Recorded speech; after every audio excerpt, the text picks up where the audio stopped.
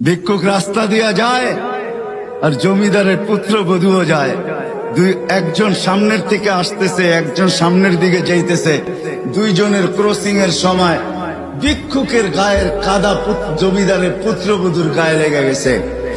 সে দুনিয়া আন্ধার করে ফেলছে, স্বামীকে টাইকা নিয়ে আসছে, বলছে ভিক্ষুক আমার কাপড় নষ্ট করে দিছে। সে শুধু ভিক্ষুক ছিল না, বৃদ্ধ ছিল। বৃদ্ধ ছিল না শুধু, জীর্ণ ছিল, শীর্ণ ছিল।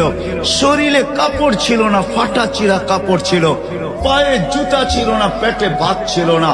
জমিদারের পুত্র সইতে পারে নাই, যৌবনী শক্তি সয় তো সয় কি কইরা তার স্ত্রীর গায়ে ভিক্ষুকের কাদা।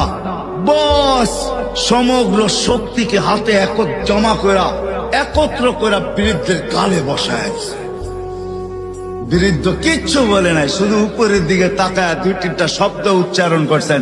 শব্দগুলা হলো ইয়া মাল্লা তারা হলো ওয়ুন, ও আল্লাহ চোখে দেখা যায় না। ও তারা কুল্লা শাই, তুই সব দেখিস। ফারা তারা মা বি, তুই কি দেখিস না আমার সাথে কি ঘটতেছে? এটা কি দেখিস না? বলতে দেরি যুবক, মরতে দেরি হয় না। জমিদার চলে আসছে, প্রতিশোধ নিবে। বৃদ্ধের একদিকে মুস্কি হাসি, একদিকে বলতেছে প্রেমের খেলা এমনই হয়। জিজ্ঞাসা করছে কিসের প্রেমের খেলা রে? বলছে ওর প্রেমিকার গায়ে আমার কাদা লাগছে, পায়ে